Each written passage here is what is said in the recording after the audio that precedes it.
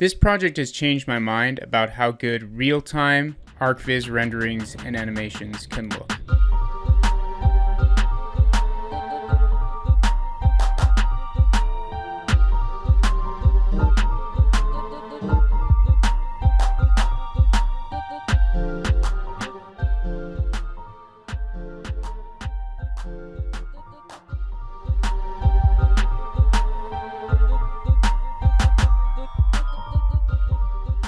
With a few specific tools available in UE5, things have gotten a lot faster, a lot easier, and a lot higher quality. Stay tuned till the end to see the results that I got and how relatively easy it is to achieve these kind of results with Unreal Engine 5. Overall, I'm quite happy with this workflow and the results, and a lot of it is due to specific new tools available in Unreal Engine 5. In this video, I'm going to go over some of those essential tools, and at the end you'll see my results, and I think you'll really like them. They're no longer as hard to achieve as they once were with real-time and in a game engine.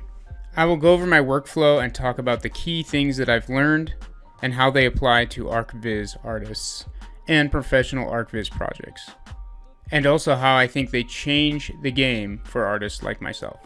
By the end, you'll have a good idea of how you can get started on a project like this as well. And of course, I'm going to be making in-depth lectures and courses about this project and about this process for those that want to dive deeper. Those will be coming soon. Please subscribe here if you want to get preview videos from those lectures, and if you want to be made aware of deals that I'm having, or if you just want to learn more about Unreal Engine 5 and any other Archviz software that you're interested in.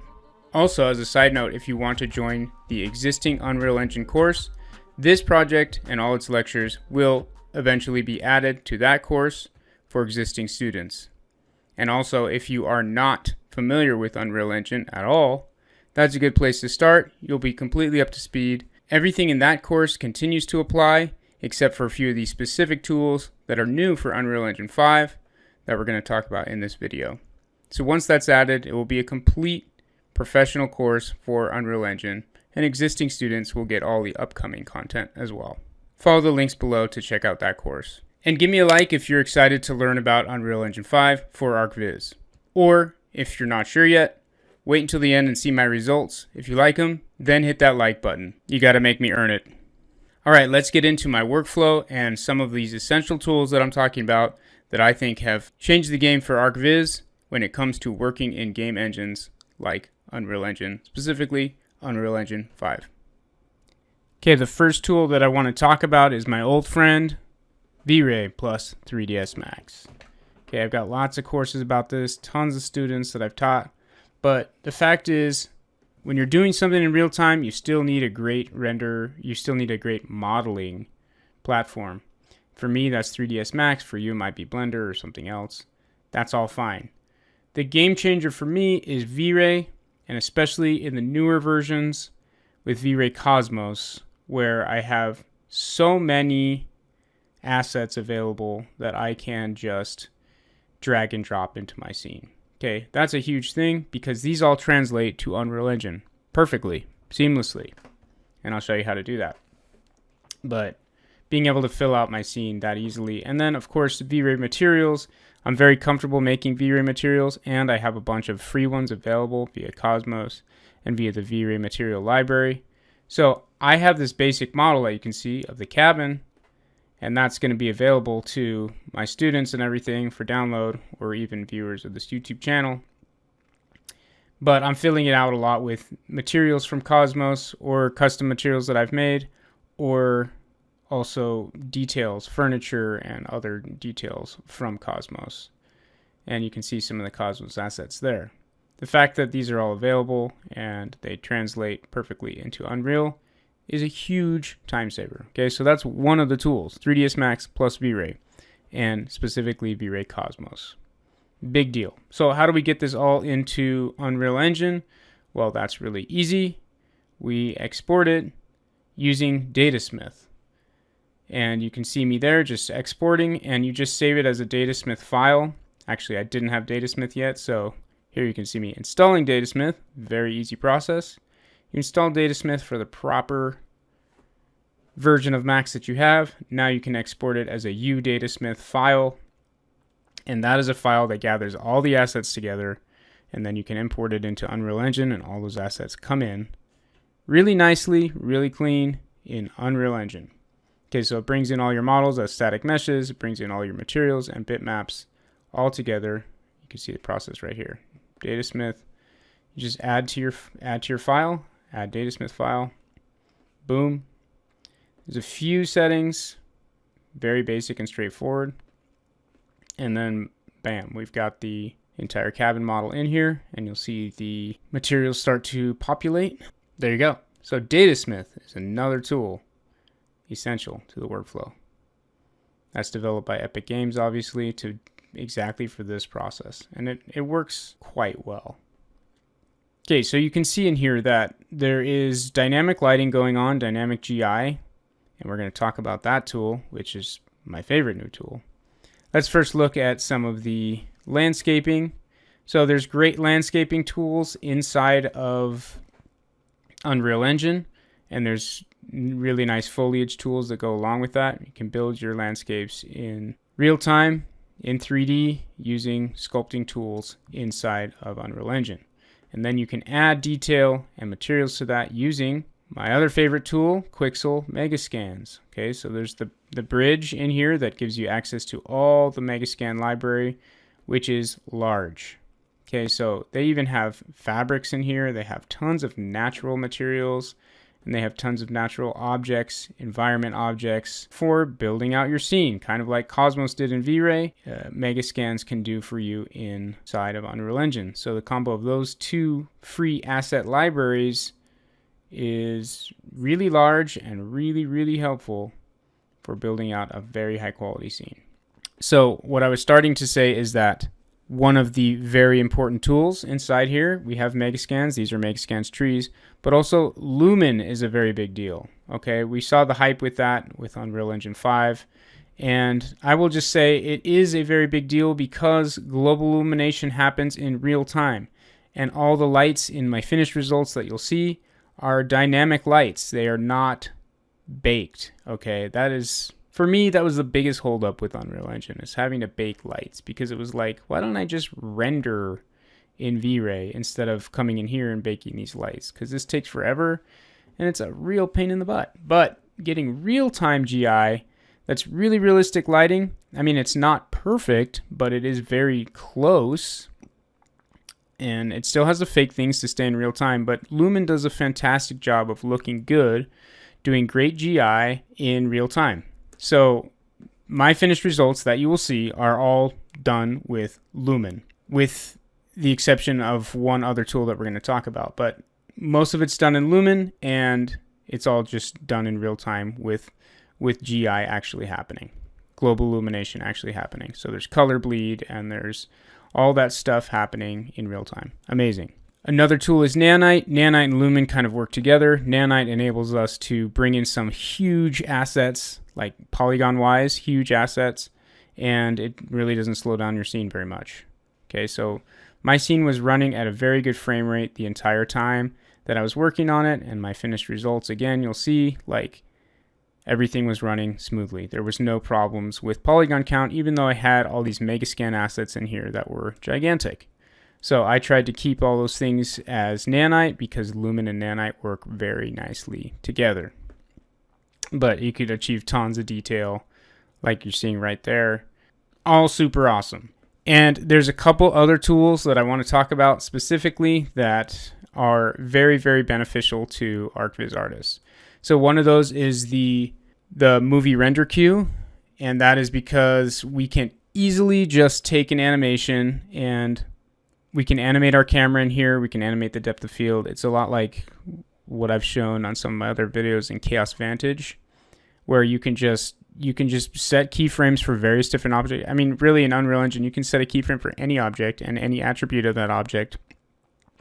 And you can lay it out in a sequencer, and then you can just render it as a movie using the movie render queue. So not all these tools are completely new for UE5. Some of them have been around for a while, but UE5 is where they've all come together and are ready for release. And in my opinion, they're ready to use in a professional workflow. Okay, so movie render queue is another huge part of that. That's how I spit out large, high-quality renderings and movies or animation. And the last tool that's essential that I'm not showing here in the video, but it is there, and that is the path tracing. Not entirely new for UE5, but fully developed now. And I've done other videos on the path tracing, but basically, if you want absolute realism, photorealism, beyond even Lumen, what Lumen is accomplishing in real time, you can take a little more time and use a path tracer, and it'll just do a fully ray traced rendering for you inside of Unreal Engine. So I would say that you can get the same results as you would get with V-Ray because, you know, it's doing physically accurate ray tracing, just like V-Ray does. And it's not real time, but it's fast. It's like using V-Ray real time rendering, basically. That's what it feels like to me, or like using Chaos Vantage.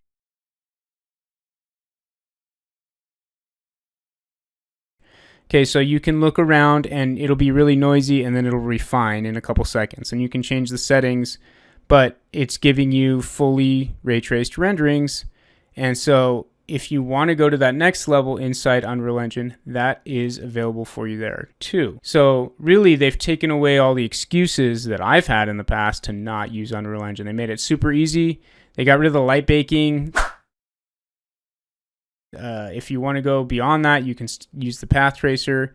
You can generate animations super fast. And a huge part of it, of course, too, is that you can translate your projects very quickly and easily into 3ds or from 3ds Max into Unreal Engine. So when we're talking about workflows, they've gotten rid of a lot of the hurdles that I have found in the past for using this as a workflow. So to me, it's like I've told you how I feel about Chaos Vantage. I love it, and it can do a lot of these things too, sort of. But what it's missing is Quixel Megascans. It's missing these awesome foliage tools. You got to do all that stuff in 3ds Max. Doing it in real time in a game engine is actually quite cool. So this is definitely considerations that I'm having, and when I think about my overall workflow and all the different software that I want to use and all the different tools that I want to bring together to make, you know, a finished product, Unreal Engine has gotten rid of the hurdles, and it is definitely in my quiver now of things that I can use for creating a nice finished project. And you'll see with my results, I think you'll agree that it did a pretty good job of making like a quick, moody, and I think really good looking, really cool looking animation. And we'll talk about that some more. Okay, but that's the basic breakdown. Those are the tools which I think are really, really helpful, specifically to Archviz guys like myself and like you guys.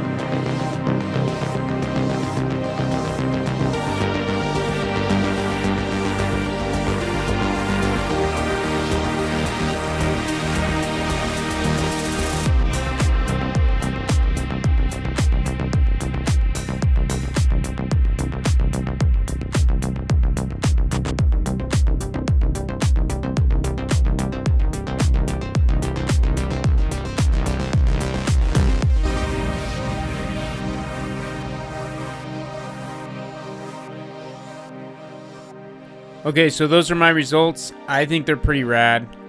You let me know what you think. If you like them, give me a like on the video. If you think they suck, just comment below, "You suck!"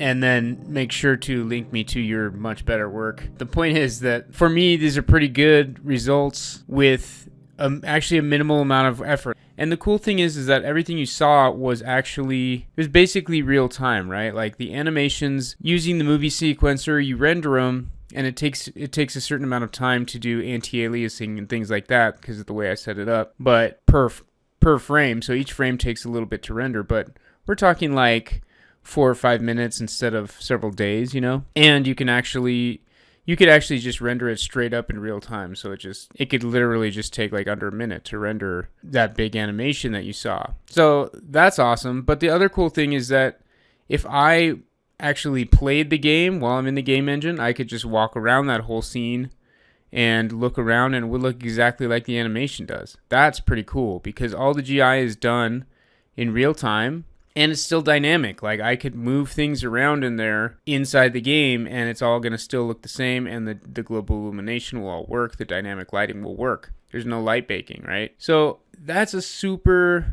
cool thing about it. So if I wanted to make a virtual walkthrough of that entire forest, I mean, I've already got it. If I made an animation, then I've got the virtual walkthrough too, basically. And I can snap any still shot I want, snap any other animation I want.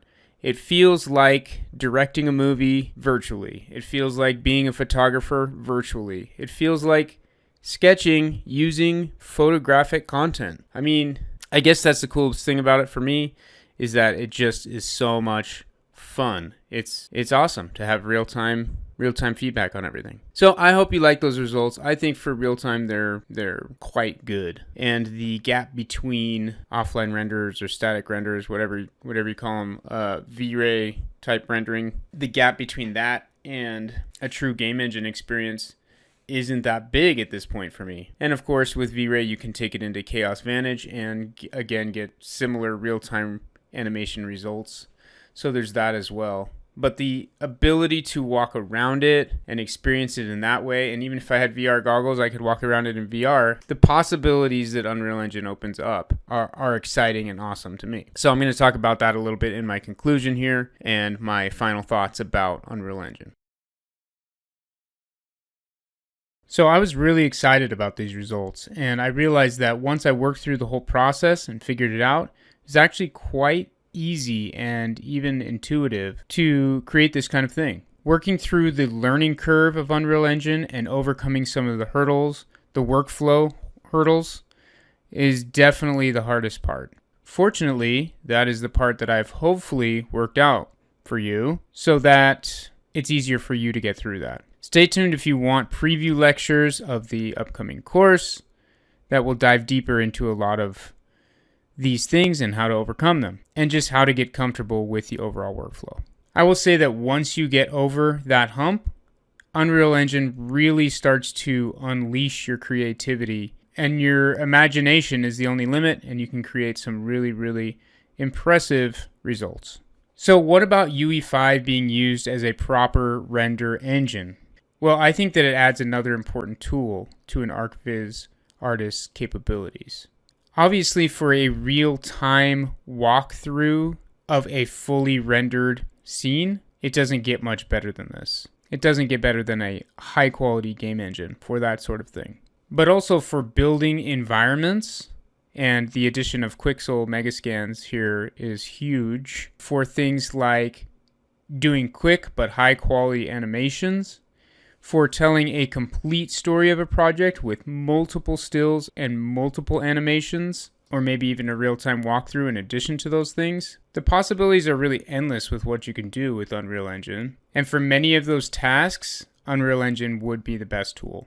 Does it replace something like V-Ray or Corona? Well, no. Those are better tools for making extremely high-end still shots and animations, especially if there's a premium being placed on accuracy in lighting and GI and just overall photorealism.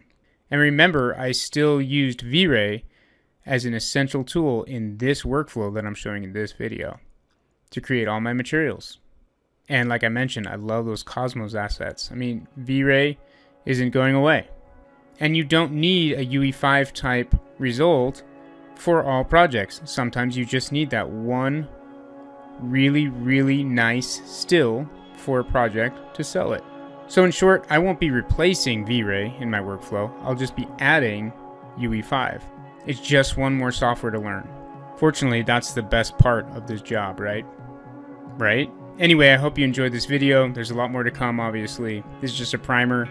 I wanted to show the results that are achievable, and like I said, once I worked through all the issues, I could recreate this now quite easily, and I'm hoping to make it easy for you guys too. So stay tuned for more information about all this stuff and more in-depth look at how I did these kind of things and how you can do it too. I'm confident you can. It just isn't that hard, and of course Unreal Engine is free for Archviz artists like us to create Archviz projects. So I hope you enjoyed this video. Subscribe and give me a like if you did. Thanks for watching. I'll see you in the next one.